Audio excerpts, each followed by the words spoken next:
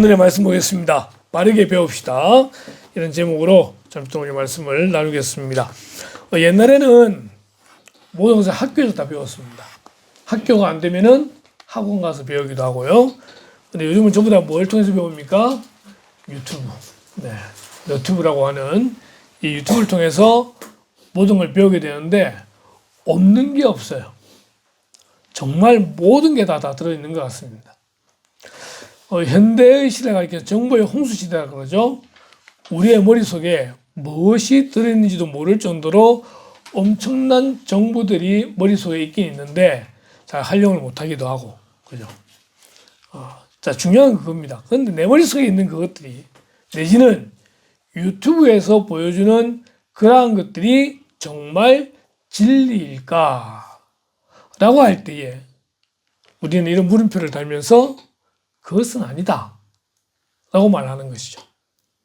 유튜브에는 많은 사람들이 있습니다. 많은 컨텐츠들이 있습니다. 다 자기의 말을 하게 되죠.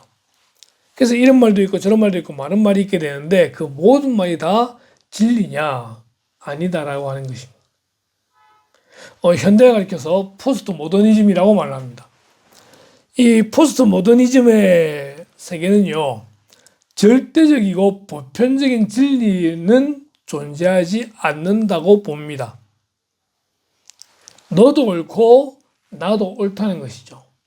그렇기 때문에 절대적인 진리를 부정합니다. 무엇이 옳고 그른지 판단할 기준을 잃어버렸어요. 이것도 옳고 저것도 옳고. 옛날에 황희정선 그렇게 이야기하죠. 한 사람이 뭐 잘못했어요. 무슨 말 하니까 네 말이 옳래. 또 다른 사람도 다른 말 하니까 네 말도 옳래. 그러니까 아내가 도대체 당신 뭐 하는 거냐고. 저 사람 말도 옳다, 이 사람 말도 옳다. 결단해 줘야 될 거 아니냐 라고 하니까 그 말도 옳래. 이렇게 되는 거죠. 다 옳다는 겁니다.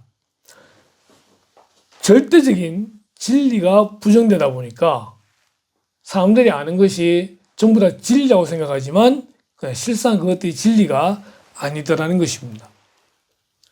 이 시대가 어떤 시대와 비슷하냐라고 할 때 사사시대와 비슷한 것 같습니다. 사사기서의 마지막 21장 25절이 이렇게 말합니다. 그때에 이스라엘에 왕이 없으므로 사람이 각기 자기의 소견에 옳은 대로 행하였더라. 각기 자기 소견에 옳은 대로.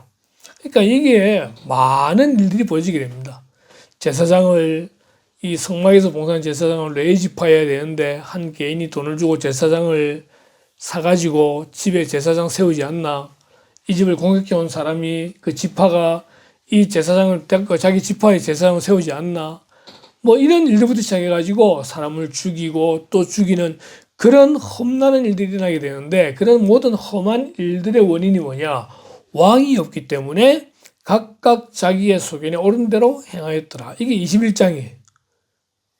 16장까지 삼손의 이야기가 끝나고 나서 17장 들어갈 때에 17장에도 이렇습니다. 그때는 이스라엘의 왕이 없으므로 사람마다 자기 소견에 옳은 대로 행하였더라. 지금의 시대가 이런 시대라는 것입니다. 이런 가운데서도 우리는 불변의 진리가 있습니다. 그것이 바로 하나님의 말씀인 성경입니다. 예수님이 말씀하시죠. 그들을 진리로 거룩하게 하옵소서. 아버지의 말씀은 진리니이다.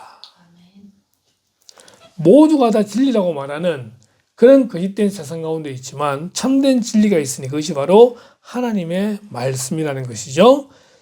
다윗은 이야기합니다. 주의 말씀은 내 발의 등이요 내 길의 빛이니이다. 흔히 갈 길을 잃어버린 앞이 보이지 않는 그런 시대라고 말을 합니다. 하지만 그런 가운데 우리의 발에 등이 되고 우리 곁에 빛이 되는 것이 바로 하나님의 말씀이라고 하는 것이죠.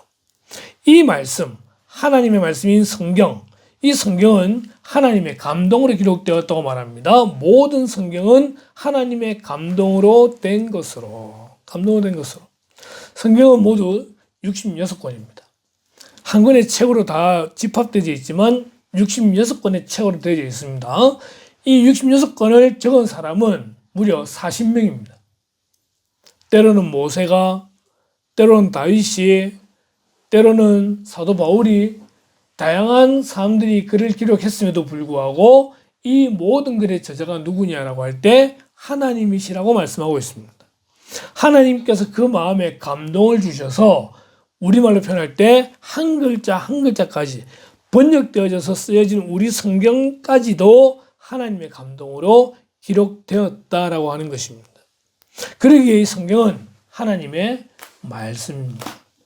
옛날하고 달라져가지고 옛날에는 이 성경을 정말 이렇게 들고 가슴에 딱 품고 다니고 막 이렇게 하고 집에서도 가장 귀한 자리에 모셔두었던 그런 성경이 요즘은 하도 성경이 많기도 하고 전부 다 모바일로 보다 보니까 집에 성경이 어딘지 모르고 있다가 주일날 올 때 털고 오거나 아니면 주일날 교회 올 때도 들고 오지 않는 그런 거. 비 올 때 명품 구분하는 방법 아시죠?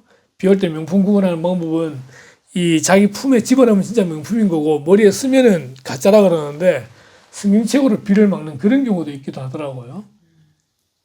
성경을 대하는 마음이 여전히 우리 신앙의 선배들과는 참 많이 다르긴 하지만 그렇다 하더라도 여전히 이 성경은 하나님의 말씀입니다. 그리고 그 말씀이 우리 폰으로 본다고 하더라도 폰 안에 들어있는 것도 역시 하나님의 말씀임에 틀림이 없습니다. 성경은 하나님의 감동으로 기록되었습니다. 그렇기 때문에 이 성경을 풀 때에는 성령께서 풀어주셔야 되는 거죠.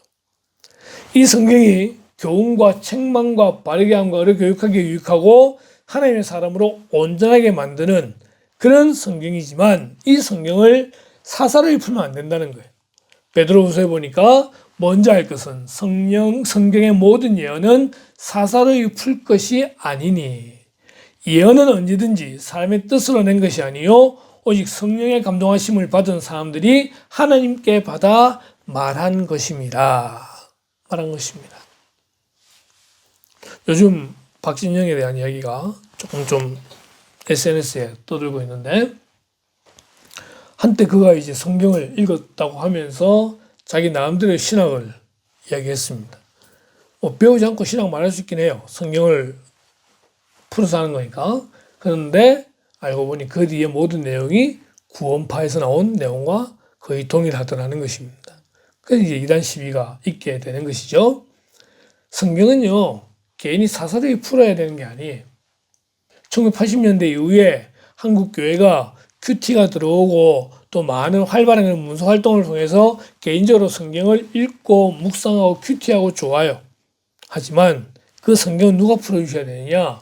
성령님이 풀지 않으면 안 된다는 거예요. 성경은 하나님의 감동으로 기록되어 있기 때문에 성령께서 그 말씀을 풀어주셔야 됩니다. 이 성경이 이 시대의 유일한 진리다라고 말하는 겁니다. 그래서 이 성경은 누가 알게 하시느냐? 성령께서 알게 하신다는 거죠. 오늘 본문에 보니 오직 하나님이 성령으로 이것을 우리에게 보이셨으니 어디까지? 하나님의 깊은 것까지도 통달하신다고 말합니다. 이 성경은 하나님의 사랑의 편지입니다. 이 성경에 하나님의 마음과 뜻이 다 담겨져 있습니다. 이 성경 읽기 전에는 특별 계시라고 해서 꿈을 보여주거나 환상을 보여주거나 음성으로 들려주셨지만 이 성경 기록되고 난 다음엔 더 이상 그런 게 필요하지 않아요. 중요한 것은 이 말씀 속에 하나님의 마음을 깨달아 알아야 되는데 누가 그 역할을 하시느냐? 성령께서 그 마음을 하시게 된다는 거예요. 같은 본문을 읽어도 성령이 개인에게 주는 메시지가 다르다는 것입니다. 각자의 상황에 맞게 각자의 처한 그 형편에 맞도록 하나님께서 그 말씀을 풀어주시는데 성령께서 그 마음을 풀어주시더라는 것입니다. 성령은 성경을 알게 하시는 분입니다. 그러고 보면 오늘 본문에 보니 두 개의 영이 등장합니다. 12절에 우리가 세상의 영을 받지 아니하고 오직 하나님으로부터 온 영을 받았다고 말합니다. 성령은 하나님으로부터 온 영입니다. 하나님은 삼위 하나님이죠. 성부, 성자, 성령 하나님. 삼위로 존재하시는데 이 성령은 하나님과 예수님께로부터 성부와 성자로부터 나온 영이라고 말합니다. 그래서 이름이 하나님으로부터 온 영이라고 하는 거죠. 근데 하나님으로부터 온 영이 있고 세상의 영도 있더라고 하는 것입니다. 성령과 비교되는 세상의 영, 비교라면 그렇지만 이 성경은 우리에게 좀 더 알기 쉽도록 일단은 비교를 시켜놓고 있습니다. 이 세상의 영은 악한 사탄의 영이라는 거죠. 이 세상을 누가 지배하고 있습니까? 사탄이 지배하고 있다고 말을 합니다. 모든 것이 하나님의 섭리하에 다 들어가 있지만 그 섭리하에 이 세상을 사탄이 지배하고 있다는 것이죠. 지배하고 있다는 것이죠. 요한 17장에 예수님께서 세상이라는 말씀하고 있습니다. 세상 중에서 내게 주신 사람들에게 내가 아버지의 이름을 나타내었나이다. 그들은 아버지의 것이었는데 내게 주셨으며 그들은 아버지의 말씀을 지키었나이다. 자, 지금 누구냐면은 세상 중에서 내게 주신 사람들인 거예요. 세상이 존재를 해요.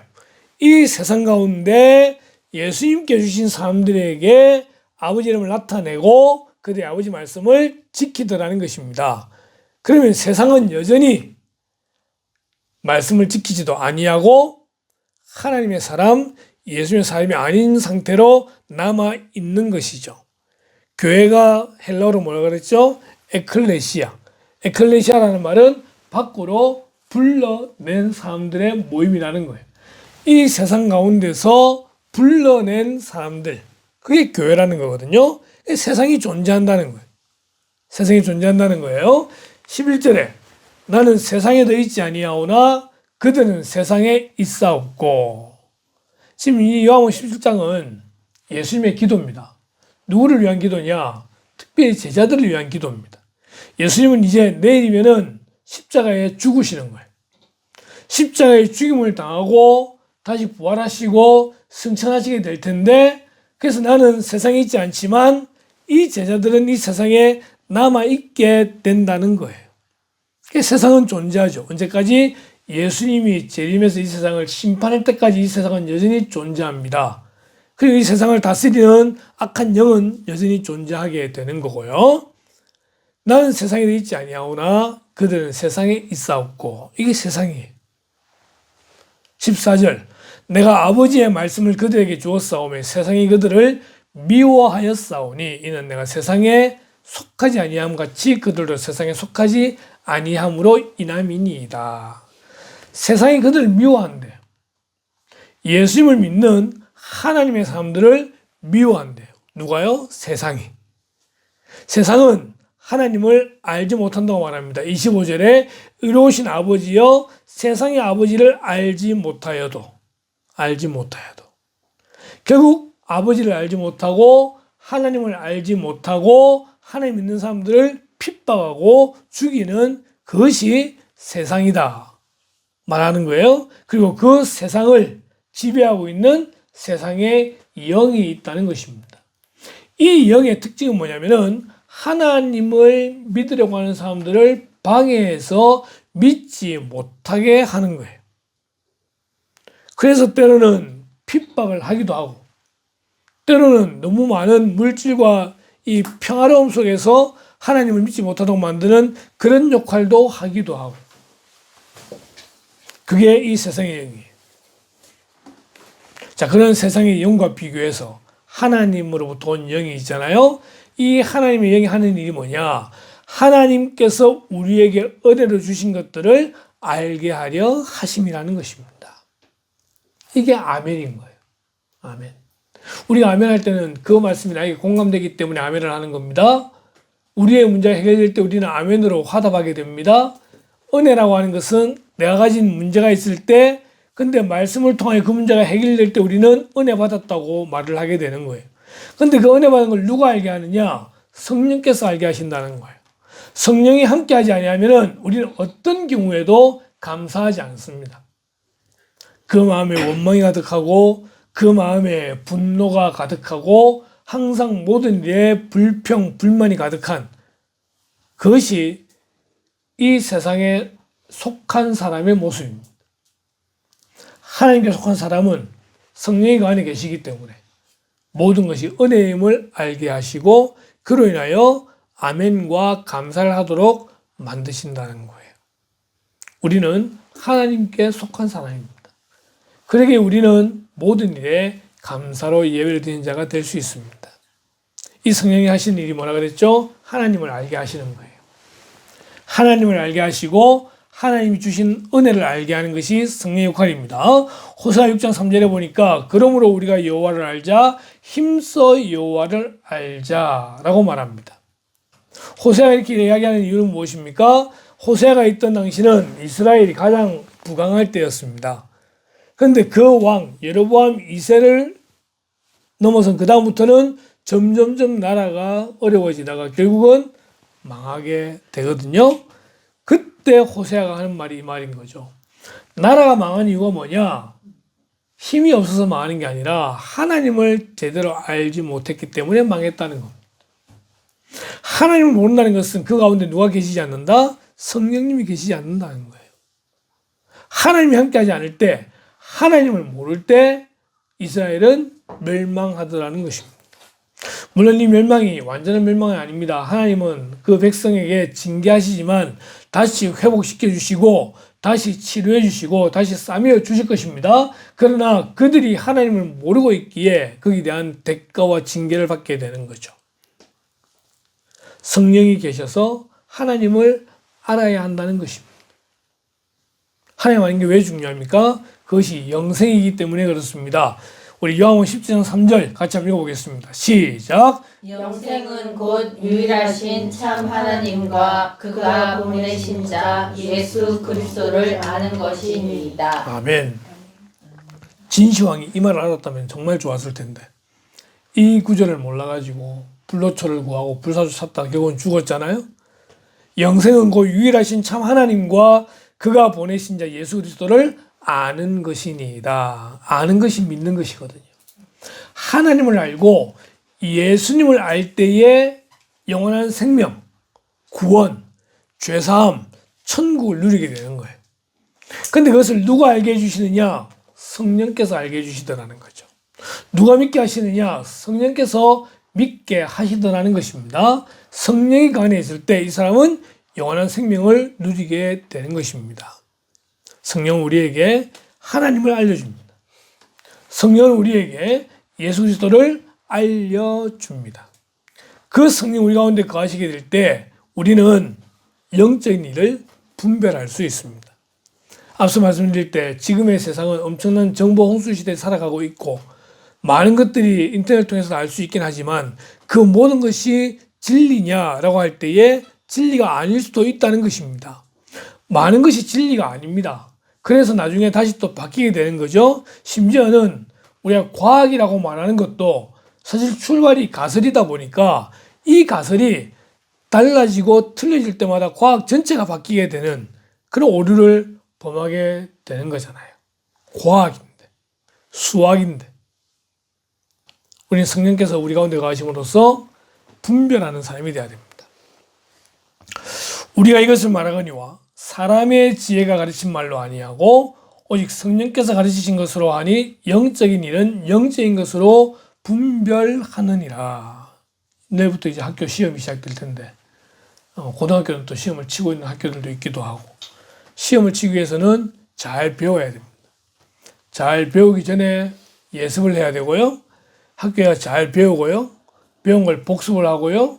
그것을 계속해서 진행해 나갈 때 그것을 시험을 통해서 평가를 하게 되고 그 평가를 통해서 학교 선생님이 아 얘는 이 정도 알고 있는구나 라고 생각해서 거기 맞도록 다시 가르치는 그래서 그런 지혜도 배워야 돼요. 배워야 돼요. 근데 또 중요한 거는 영적인 일을 분별해야 된다는 것입니다.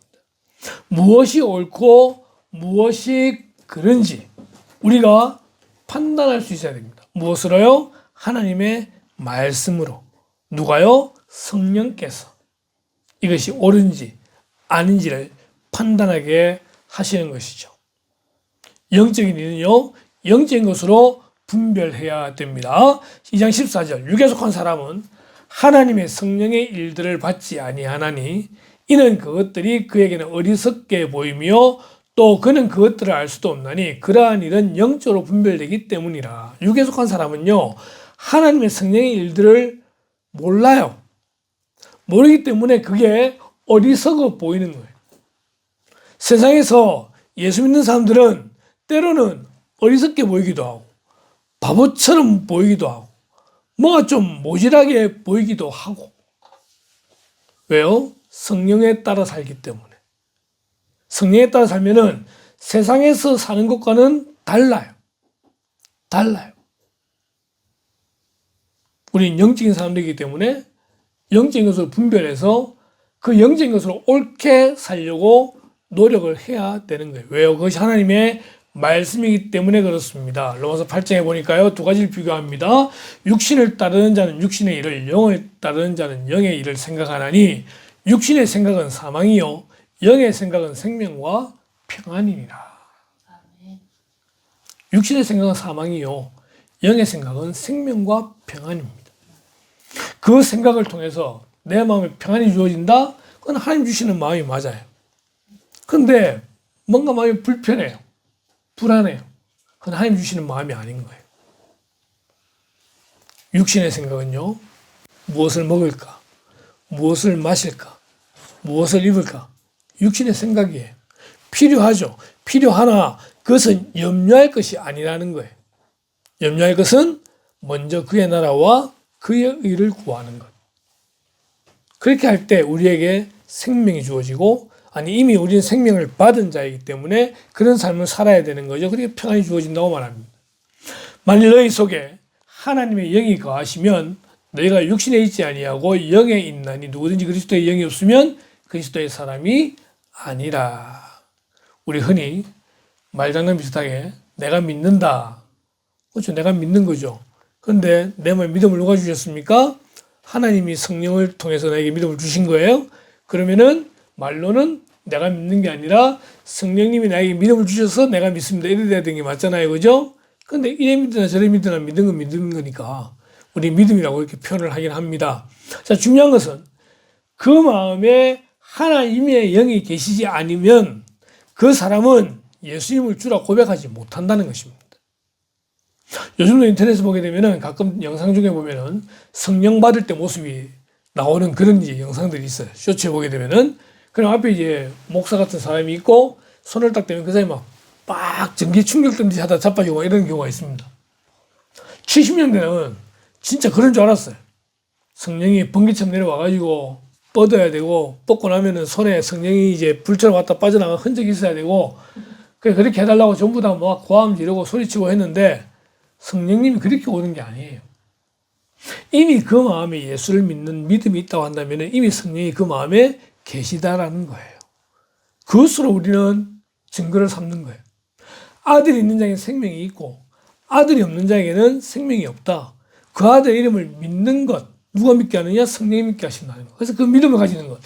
예수님의 십자가의 죽음은 나의 죄 때문이고 내가 그분을 믿음으로 구원받는다는 사실을 믿게 되는 것은 그 마음에 성령이 계시기 때문이라는 것입니다. 성령이 그 안에 있는 사람은 영의 사람이 되는 것이죠. 8장 9절에 만일 너희 속에 하나님의 영이 거하시면 내가 육신에 있지 아니하고 영에 있나니 누구든지 그리스도의 영이 없으면 그리스도의 사람이 아니라 무릇 하나님의 영으로 인도함을 받는 사람은 곧 하나님의 아들이라. 이게 우리의 모습이라는 것입니다. 우리는 육에 속한 사람인가 영에 속한 사람인가 말씀 볼 때에 갈라디아서 이렇게 말합니다.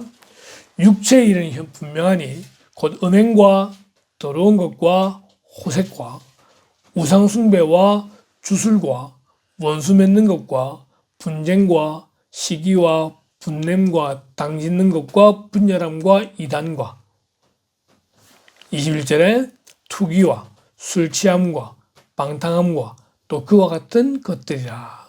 하나하나 보십시다. 음행과 더러운 것과 호색, 이건 성적행위과 관계되는 더러움들입니다. 우상숭배와 주술, 이거는 개인적인 우상숭배와 관계되는 거고요. 원수 맺는 것, 분쟁, 시기, 분냄, 당짓는 것, 분열함, 이건 사람과의 관계의 모습을 이야기해 줍니다. 이단과 투기와 술취함과 방탕함, 이것이 하나님의 영이 그 안에 없는 사람들, 육을 따르는 사람들, 하나님의 영이 그 안에 없기 때문에 그들은 구원을 받지 못하고 그들은 천국을 못 가는 거죠. 그래서 이런 일을 하는 자들은 하나님의 나라를 위협으로 받지 못할 것이요. 그 마음에 믿음이 없으면 구원 못 받아요. 구원 못 받아요.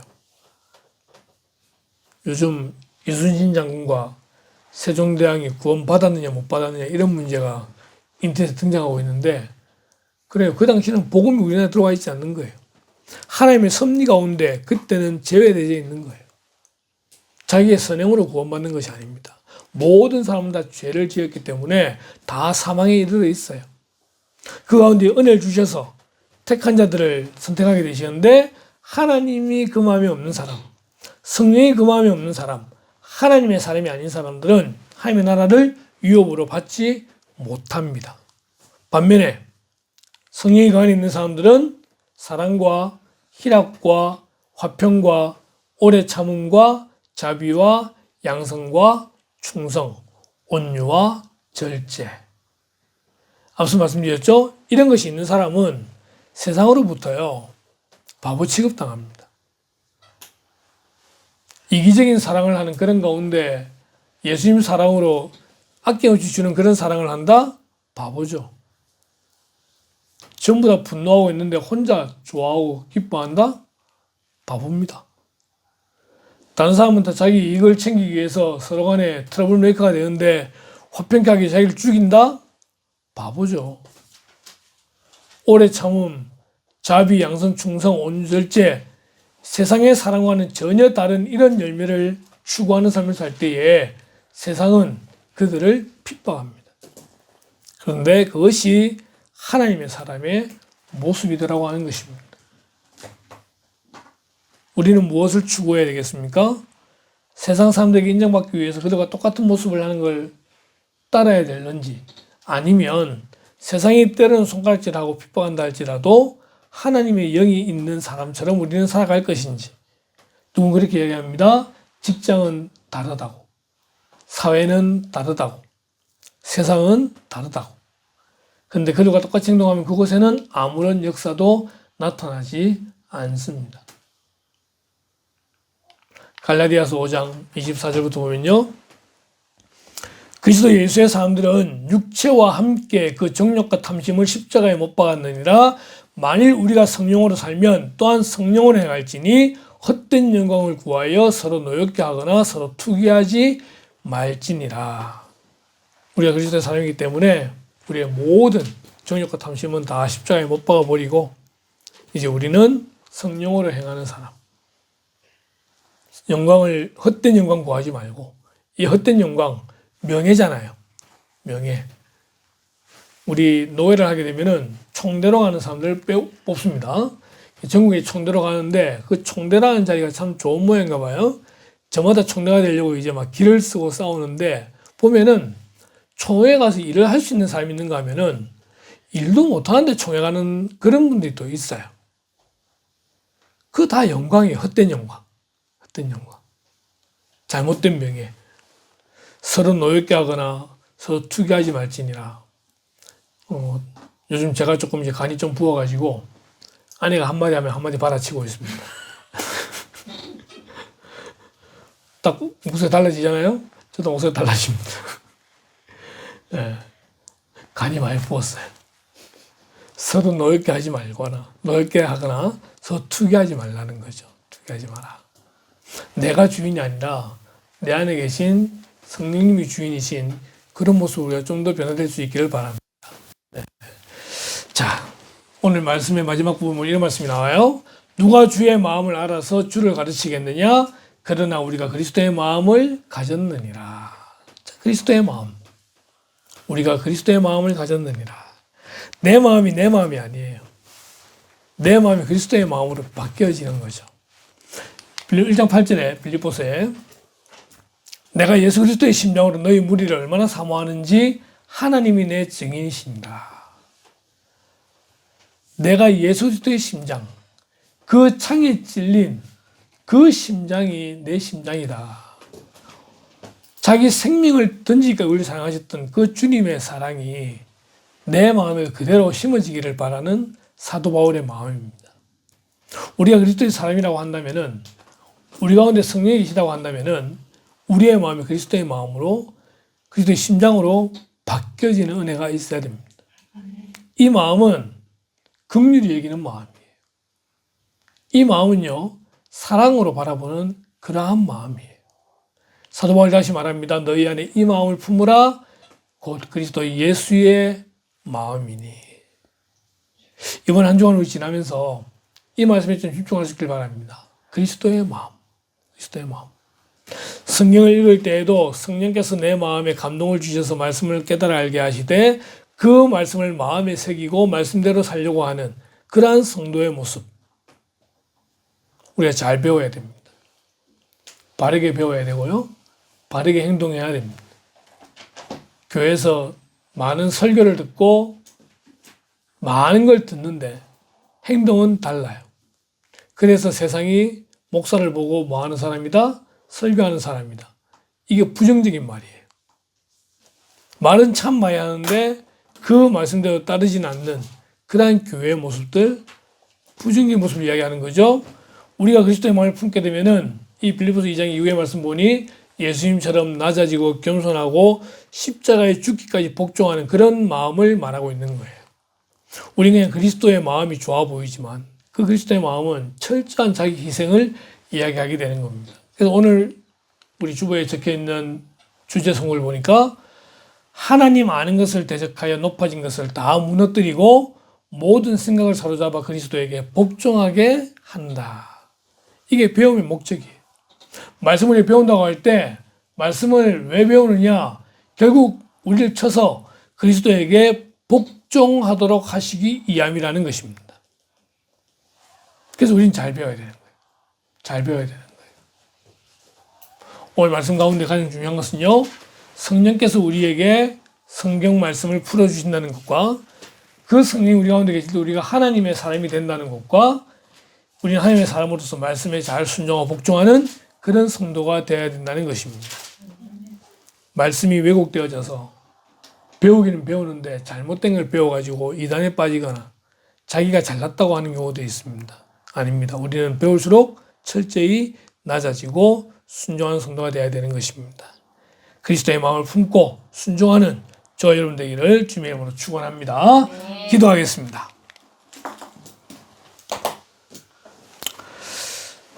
죄 많은 저희들, 영적으로 죽어있는 저희들을 사랑하셔서 예수 그리스도를 통하여 생명을 내주신 하나님 아버지께 감사와 영광을 올려드립니다. 하나님, 우리 가운데 계신 성령으로 말미암아 우리가 그리스도의 사람인 것을 알게 하시고 그리스도의 사람으로서 더욱더 말씀에 집중하게 하시고 말씀을 통해 잘 배워 그 말씀에 순종한 이들 될 수 있기를 간절히 소원합니다. 비록 우리 몸은 세상에 있지만 이 세상에 육에 속한 사람이 아니고 하나님께 속한 사람임을 기억하면서 우리가 속한 가정, 우리의 직장, 우리 하는 그 모든 곳에서 그리스도의 마음을 품고 그리스도께 순종하는 그런 제들 될 수 있기를 간절히 소원합니다. 그런 우리들을 통하여 변화될 모습을 기대합니다. 우리를 통하여 그곳이 천국이 되게 하시고 우리를 통하여 그곳이 예배의 처소가 되는 은혜가 있도록 도와주시기를 소원합니다. 이 한 주간도 말씀대로 승리하는 삶 살 수 있도록 인도하시길 원하올 때 이 모든 말씀을 예수님의 이름으로 기도드리옵나이다. 아멘.